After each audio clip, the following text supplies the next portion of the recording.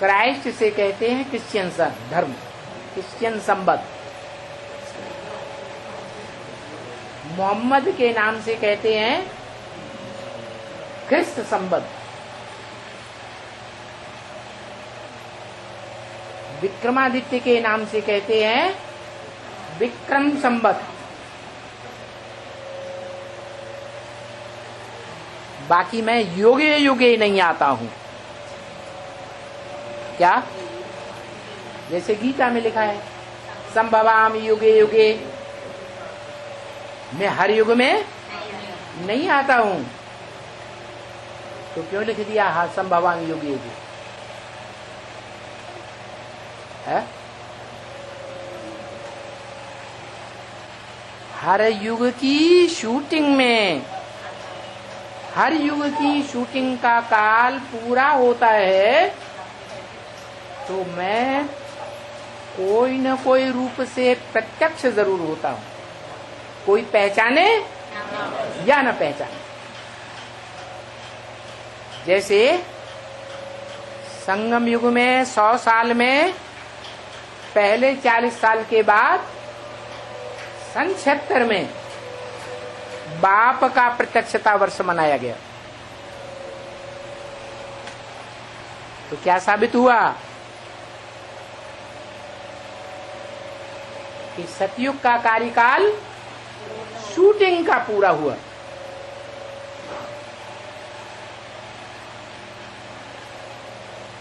जैसे शशि चक्र के चित्र गोले में दिखाया है।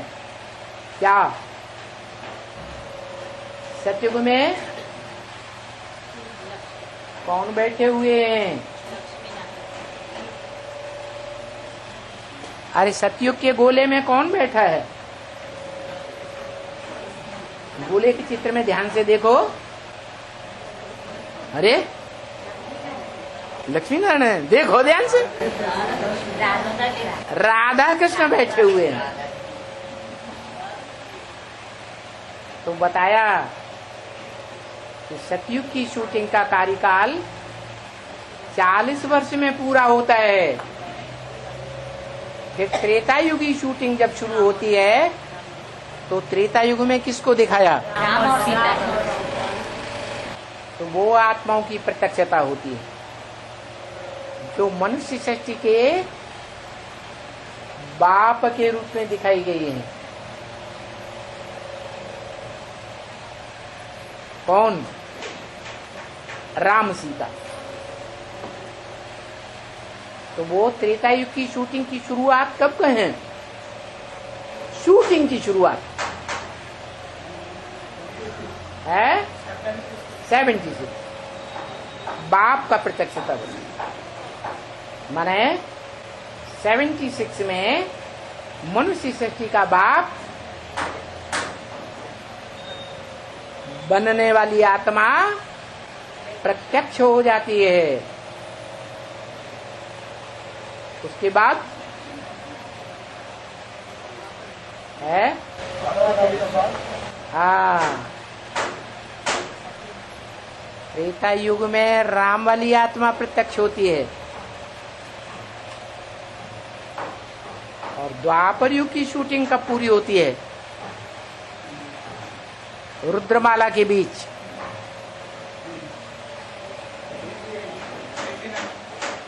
है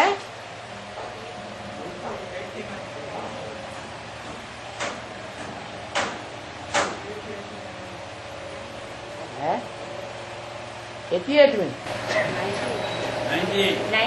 98 में कहते हैं, शास्त्रों में लिखा है कि द्वापर के अंत में श्री कृष्ण भगवान प्रत्यक्ष होते हैं और महाभारत युद्ध कराते हैं।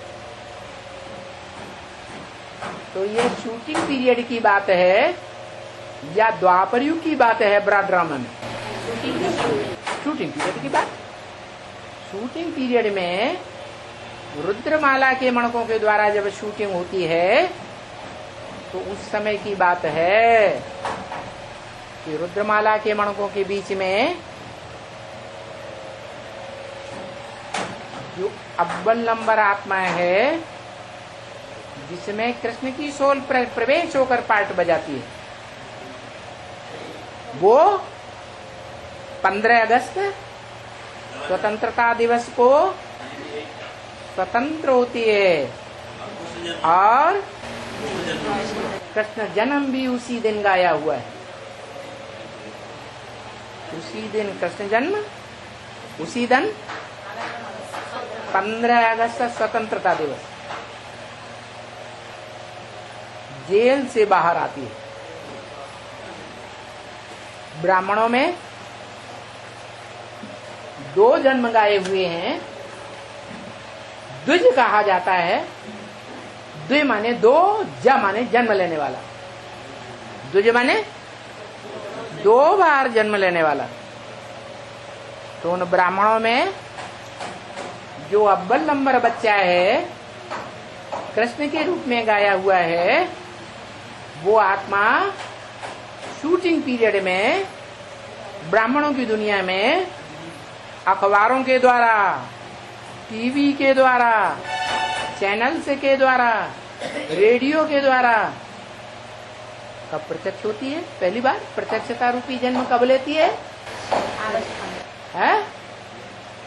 अरे अभी तो बताया है 98 15 अगस्त जन्माष्टमी के दिन।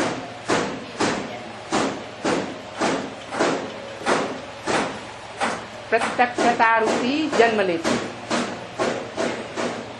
बच्चा बाहर आता है तो प्रत्यक्ष होता है ना, तभी तो जन्म गाया हुआ है। फिर वो ब्राह्मण का पहला जन्म है, उस बच्चे का पहला जन्म है। दूसरा जन्म भी होना चाहिए, जिसे यज्ञोपवीत कहते हैं। ब्राह्मण बच्चा जब यज्ञोपवीत धारण करता है, तब कहा जाता है पक्का ब्राह्मण। ये यज्ञोपवीत क्या है? 3 सूत्रों का बंधन है, जिसे ब्रह्मफास कहा जाता है।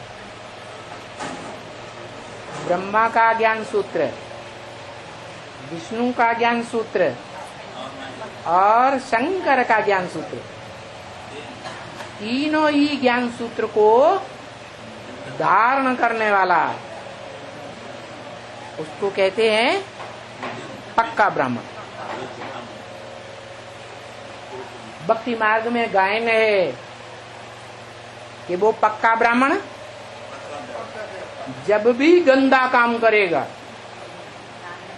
टट्टी पेशाब जाएगा, गंदा काम है ना, बेहद की लैट्रिन, बेहद की टट्टी पेशाब की बात है, देह की बात नहीं। जब भी करे तो उसको स्मृति में आवे और अपने कान को बांध ले।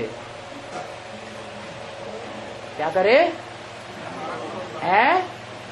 कान को उन 3 सूत्रों के बंधन में बांध ले। ब्रह्मा का ज्ञान क्या कहता है, विष्णु का ज्ञान क्या कहता है, और शंकर का ज्ञान क्या कहता है, त्रिमूर्ति शिव का क्या ज्ञान है, से कान बंधे हुए रहे। उस बंधन से बाहर नहीं होना चाहिए। तो भक्ति मार्ग में उन्होंने स्थूल कान को स्थूल धागों से बांधना शुरू कर दिया है। हाँ जी। तो पक्का ब्राह्मण जब बनता है, उसका टाइम क्या है? मोस्टली ब्राह्मण बच्चों का जो दूसरा जन्म गाया हुआ है यज्ञोपवीत, वो तब होना अनिवार्य है जब उनका विवाह सूत्र बांधा जाता है। विवाह बाद में होगा, पहले यज्ञोपवीतधारी ब्राह्मण बनना पड़े, ब्रह्मचर्य को धारण करना पड़े। तो ये परंपरा संगम युग की है। विवाह जब होता है तो सिंगल कहेंगे या डबल कहेंगे? प्रवृत्ति मार्ग का पक्का कहेंगे,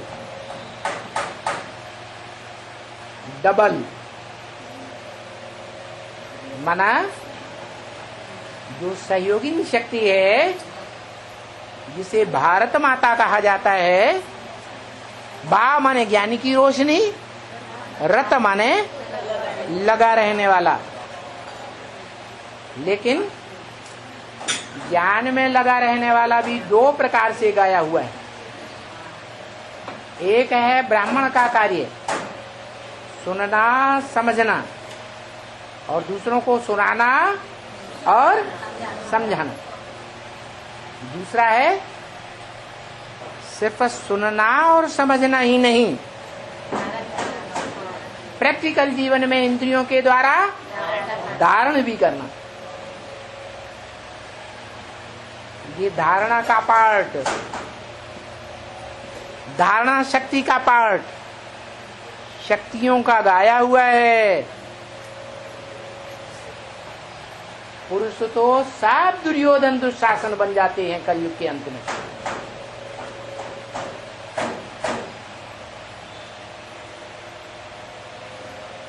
इसलिए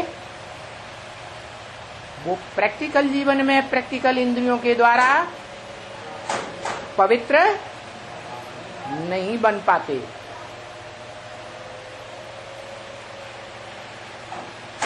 तो बोलना हो तो बोलो।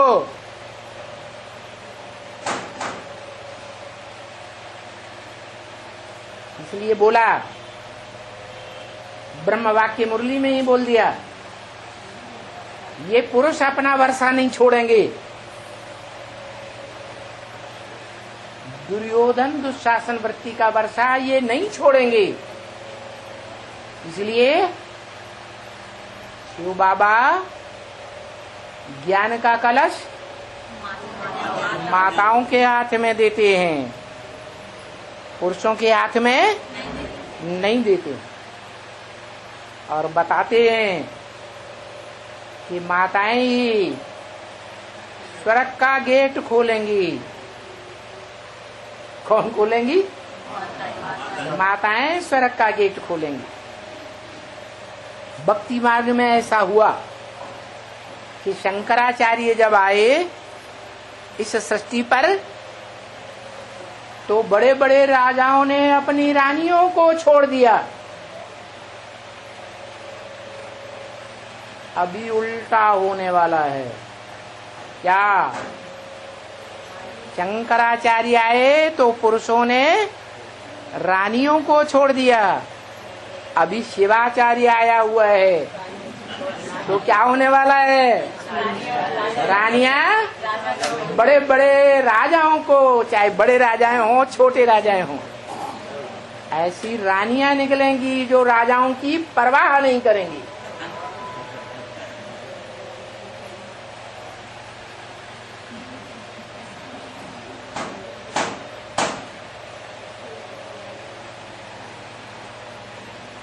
तो बोला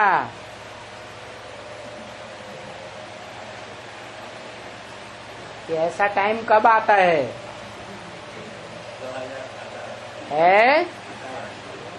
सत्य रहे में तो सत्य ही रहेगा। सत्य रह, सत्य माने सत्य रहेगा, असत्य नहीं रहेगा। अनिश्चय बुद्धि हो जाएंगे। अनिश्चय बुद्धि की मौत सो जाएंगे। कौन? जो माया के पंजे में आ जाएंगे। माया ने प्रकृति माता को अपनी मुट्ठी में ले लिया, हाथ में ला लिया।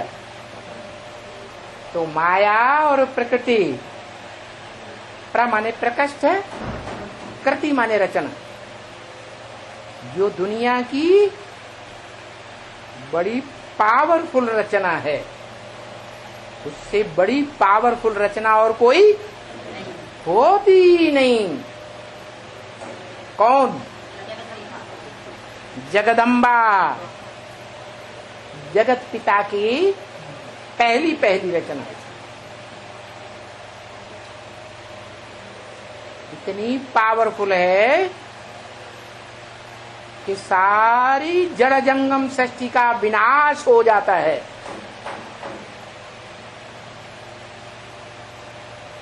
मनुष्य मात्र अपने अपने शरीर छोड़ करके काल के गाल में चले जाते हैं। क्या वो प्रकृति रूपणी महामाया कहो, जगदम्बा कहो, किसी को छोड़ती नहीं। आठ भी निश्चय बुद्धि बनकर नहीं रहेंगे। उनको भी कुछ न कुछ टाइम के लिए अनिश्चय बुद्धि की मौत सोना पड़े। 17 में हो जाएगा, 18 में हो जाएगा। अभी तो बोल दिया 17। 17 में तो एक ही सत्य रहेगा। 2-4 सत्य होते हैं कि सत्य एक होता है। God is truth, truth is one, या ट्रुथ इज 2-4। अरे सच्चा एक होगा या 2-4 होंगे? एक ही प्रकार की सच्चाई होती है। सत्य अनेक प्रकार का नहीं होता है। इसलिए कहा जाता है God is truth, truth is one. तो एक बचेगा जो काल को भी जीत लेगा, महामृत्यु को भी जीतेगा। कालों का काल कहा जाता है, महाकाल कहा जाता है, जिसको कोई काल खा ही नहीं सकता। वो सारी दुनिया को हप कर जाएगा। मनुष्य मात्र ही नहीं, प्राणी मात्र को, प्राणी मात्र की आत्माओं को हप कर जाएगा। जो गीता में लिखा हुआ है, क्या? दंसा करालाने चते मुखाने।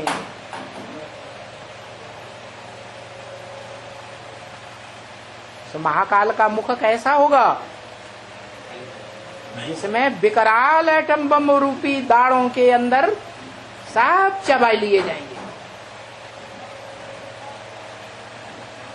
सारे प्राणी मात्र, चाहे देवात्मा हो,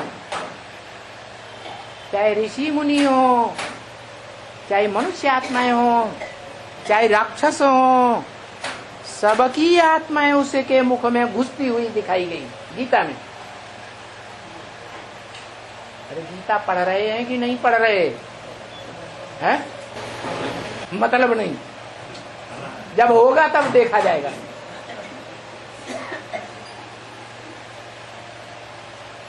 तो मन मना भव का अर्थ ही बताया। मेरे मन में समा जा। जो बोलता है मेरे मन में समा जा, वो निराकार आत्माओं का बाप निराकार नहीं हो सकता।